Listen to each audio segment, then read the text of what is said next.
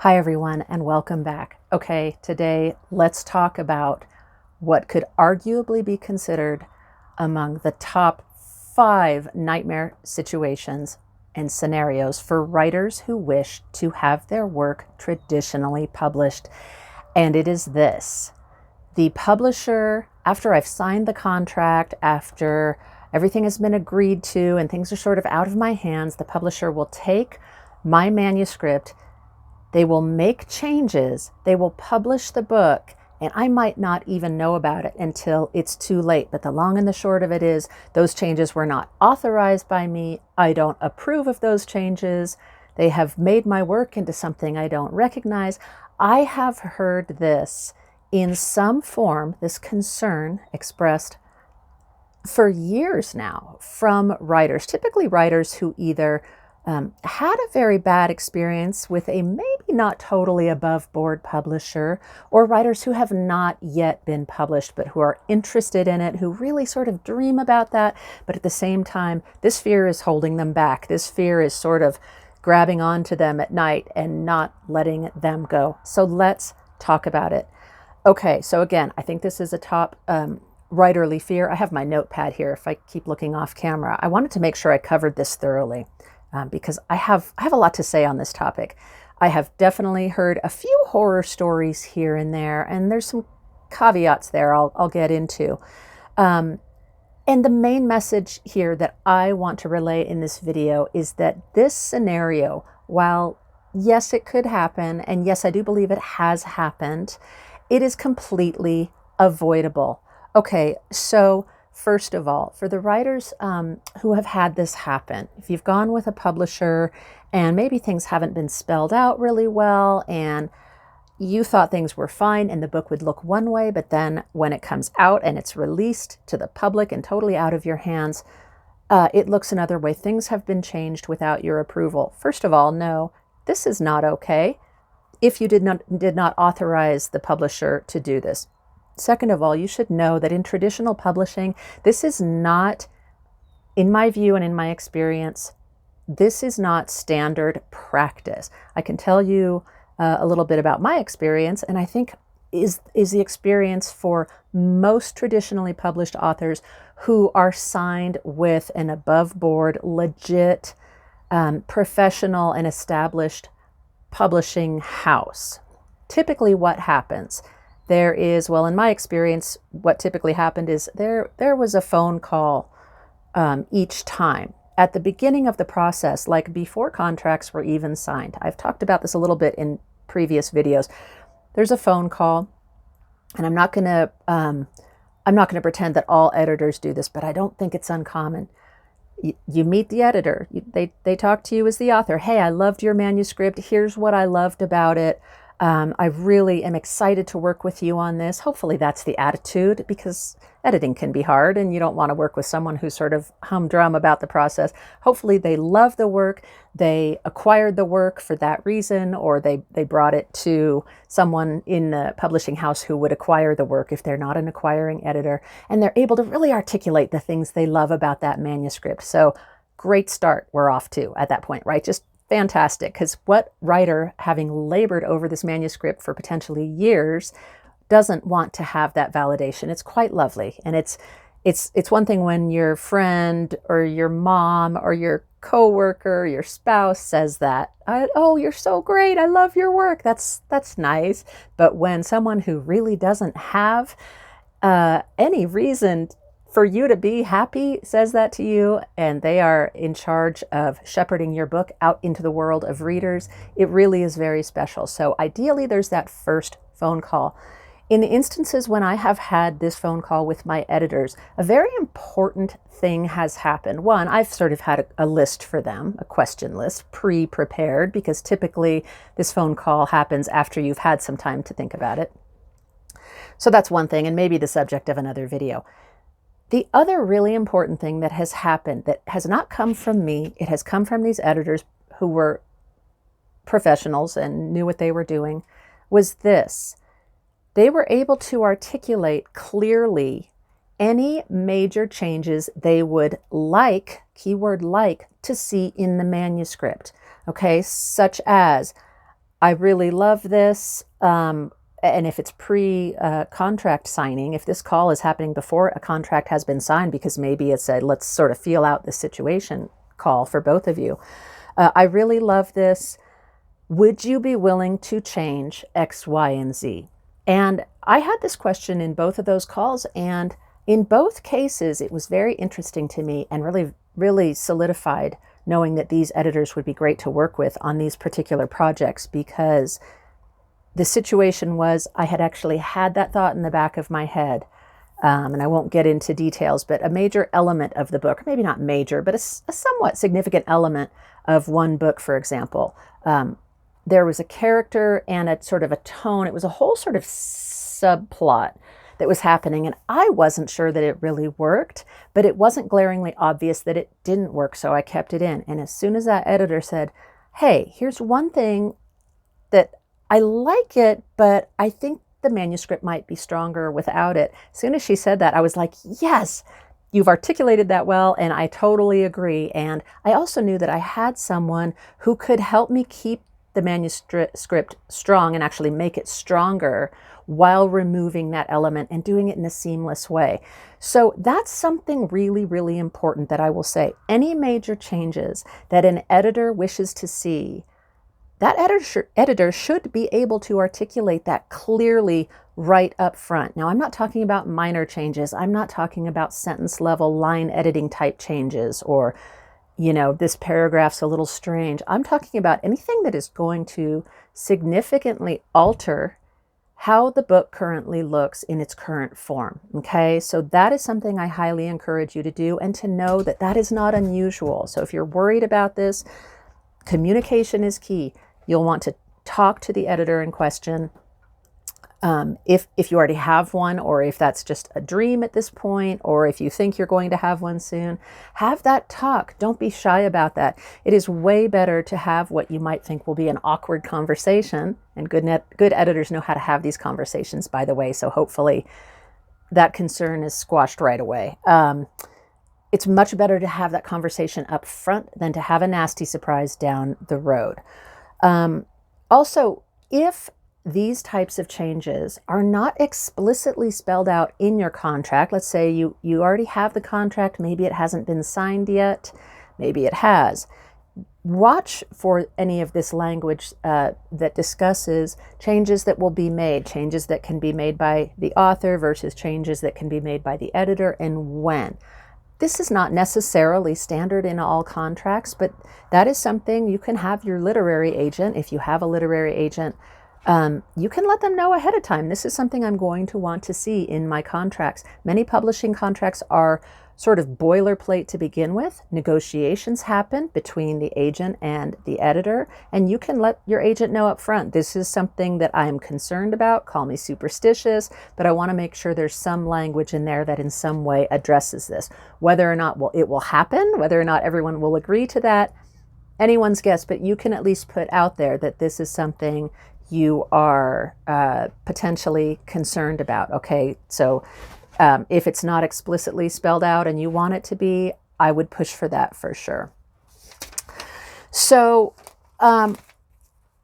having been through this as a writer and knowing that it is a fear for writers, and having been sort of through that a little, it wasn't a major fear for me. I think I just felt like I was in good hands really from start to finish with those processes. But knowing that it is a fear for writers, and finding myself in the editorial role now as well, being the founder of Altitude Press and putting out anthologies, I am in sort of constant communication with writers. And I try to be very proactive about that as an editor, letting them know, especially once a story has been accepted, or if I'm thinking I haven't accepted it yet, but I really like this story. I want to make sure it's going to fit with the overall whole of the anthologies before I accept it. But I always have it in my mind to, in some way, let the writer know, in some way, at some point, I will send you an edit letter, or I will communicate edits even in an email. I will sometimes say, hey, I really like this story, but would you consider changing A, B, and C? And by the way, it's totally okay if you won't consider that. I'm a writer too. I get that. If you like it as is and you are really not interested in changing anything, more power to you. That's fine.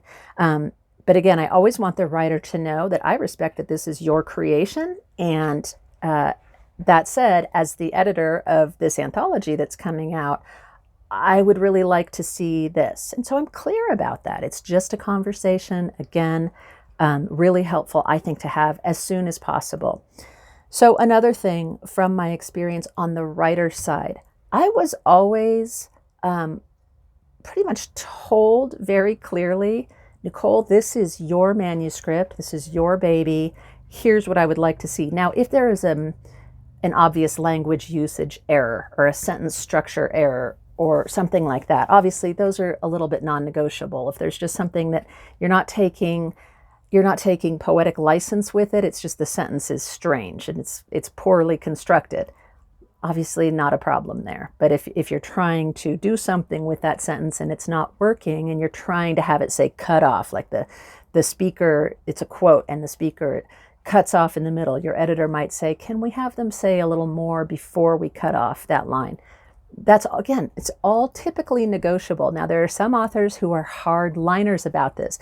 Anne Rice, for example, was famous for her use of the term STET, S-T-E-T, which essentially means keep this as is, no changes. I remember reading one interview with her years ago where she was just exasperated that editors always sent manuscripts back to her with revision or editing suggestions, maybe some revision suggestions as well. And she would just get out her pencil and just write stet, stet, stet all down the page after every one, because she stood firm in the quality of her work and that the work was what she wanted it to be. So some writers are very sort of hard line about that.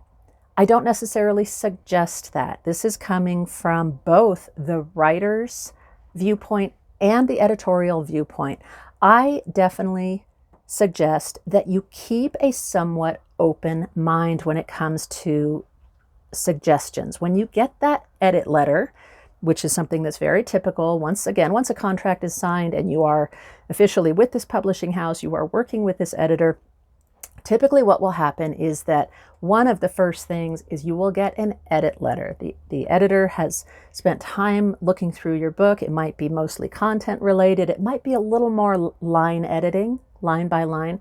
Typically what I have found is edit letters go from broad, big picture issues, and then as the process continues, we get down to line editing and proofreader will step in and other things happen. But at first, that first edit letter, hopefully it's not a total surprise because you've had that first conversation with your editor, perhaps with your agent on the phone, which I also think is a very good idea. So hopefully it's not a total surprise, but even so, when you receive a 2 or 3 or 10 page single-spaced document talking about all the things and all the changes that this editor is recommending, it can be a little overwhelming.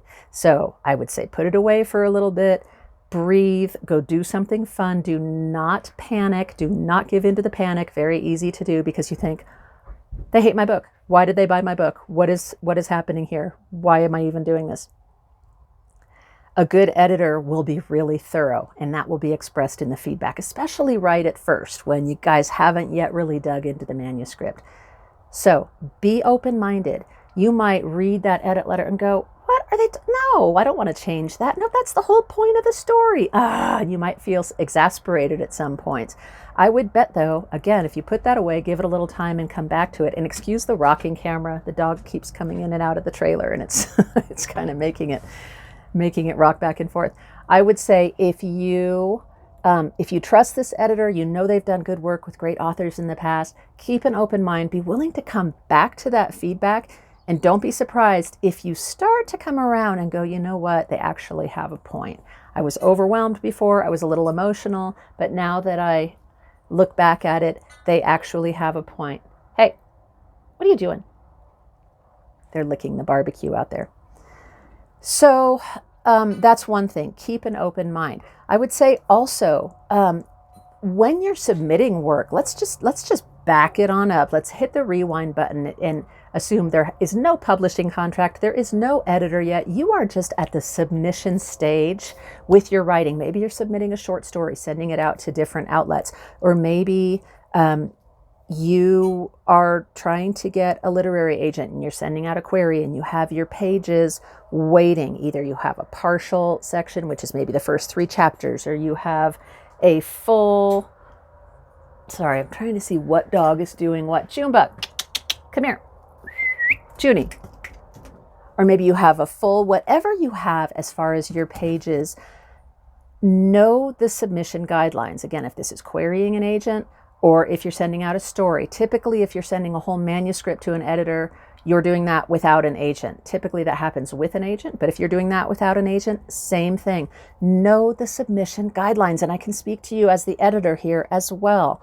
I will sometimes get submissions, say for a flash fiction anthology, and they don't have some of the major elements, like the length is wrong. The length is a half of what it needs to be, or it's 10 times what it needs to be, or there's no bio when I've requested a bio, things like that. And that tells me right away this person hasn't actually read the guidelines. They're probably just sort of carpet bombing everybody with this story and seeing what sticks. That's not good if you're going to take your career seriously. So again, to avoid some of these down the line editing issues, know the guidelines, know what the agent is looking for, know what the editor is looking for, and submit your best work. So knowing the guidelines is rock bottom basic. The next thing, submit your best work. Please don't be in a hurry and a rush to submit work, because if you do rush something and it does get accepted, which that's kind of hard to believe, because I think typically rushing really shows in writing, and editors can tell, and especially top tier editors who you're going to want to work with, they're not going to be real excited about that. Now, the more lower level editors who will sort of take whatever, and maybe there's scam involved, always be aware, please, writers. Those scams are kind of everywhere, and the writing world is not immune from them. If someone takes your rushed writing and says, sure, we're going to publish this story, even though there's a ton of work that needs to be done, I think your odds increase exponentially that you're going to be shocked when you get editorial feedback, assuming you get editorial feedback. And if you don't get editorial feedback on a rushed, sort of shoddy piece of writing, we're all capable of it, right? That's a big red flag. You don't want that published. You don't want a piece of writing that you have rushed through to just send out to 200 outlets to see who will grab it. You don't want someone to publish that, okay? So regardless, even if your manuscript is pretty solid, it's looking pretty good, you want to really make sure that you have done your due diligence and having it beta read. Reading it aloud, use a read aloud software such as that found in Microsoft Word. There's one called Natural Voices I use. It's free. There's a paid version too. There's different read aloud software you can use, and it can be so incredibly helpful, because there's something about interrupting that circuit between our eyes and the page when we're reading something silently. If we're just listening to it, or even if we're listening to it while looking at the document, there's something that happens that can call our attention very clearly to any errors, typos, things, repeated words, things we didn't intend to have in there. So again, read your work aloud, have it read to you, have another person read it to you too. That's another great way to go. And then finally, putting it away. The magic of time passing. This can be hard too. And if you are a rusher, please learn to do this. Learn to say, oh, I want to send this out right now, even though I haven't really edited it.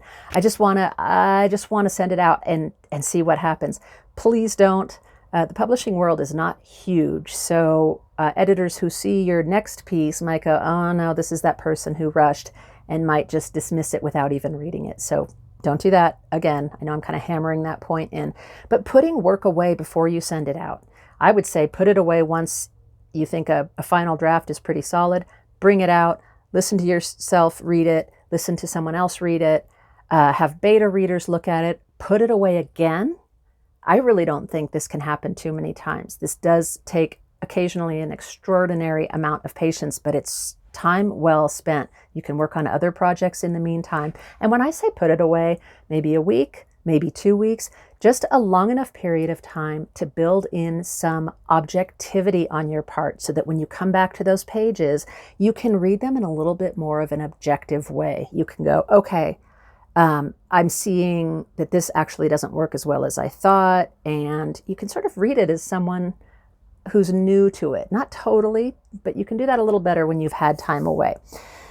Okay, so that's sort of the nuts and the bolts of what to do leading up to submission. Once you have had a piece accepted, let's say it's a short story that's been accepted in a magazine or in a journal, or an editor has accepted your manuscript that your agent sent out on submission, and it's hugely exciting. In any case, it's really exciting. I love letting writers know when I've accepted a piece for one of our anthologies, because I know how that feels as a writer. It's awesome. Avoid getting so into that magical land of unicorns and fairies that you start to do this magical thing where you're thinking there won't even be any editing needed because this piece is so good and they love it. And again, hopefully they do love it. But no, yes, there probably will be editing needed, especially with longer manuscripts, especially with novel manuscripts, and know that it's really important to stay open-minded. And again, you heard me say earlier, you get that editorial letter, read it, be in shock if you need to, and then put it away. And the next time you come to it, just like coming back to your story after it's been put away, you'll be able to hopefully be a little more objective and a little less emotional. We can get very tied to our writing. It's just a thing. It's a thing we do. And I would say too, the main thing to remember is that editors worth their salt are not looking to take a piece of writing that has been submitted to them or to their publishing house they work for. They're not looking to take that and change it and make it something it's not. There's no logical reason an editor would do that. So try not to go into the process super defensive or thinking editors are somehow the enemy. When a legitimate editor accepts a piece of writing from an author, it's because A, they love it, and or hopefully both, B, they think it will sell. They think readers will love it. So in that case, they can be wonderful midwives for these pieces of writing that maybe aren't quite there yet, but hopefully with a little effort on the part of the editor and the author, will be able to be ushered into the world to be enjoyed by readers for years and decades to come. So try to remember that, and try not to be rigid about the process. Try not to be defensive about the process at the same time. Try to strike that balance where you're not afraid, you're not too shy to stand up for your work. If you disagree with something an editor wrote, I've had this situation too as a writer. An editor leaves a note and you think, no, I don't really agree with that. Respectfully and in conversation with that editor, let them know, well, I kind of want to keep this as is, and here's why. They may be seeing something that you're not, and you may be seeing something that they're not. So again, it's communication, it's a conversation, all with the wonderful aim of taking your writing, making it better, bringing it up quality-wise and readability-wise, and then sending it out into the world.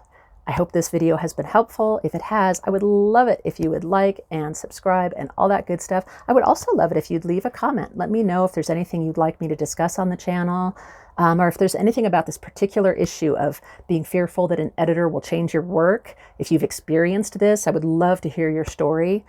There are a lot of stories out there. Hopefully most of them positive, but I know some of them aren't. So share. All right. I'll see you all next time. Thanks for being here.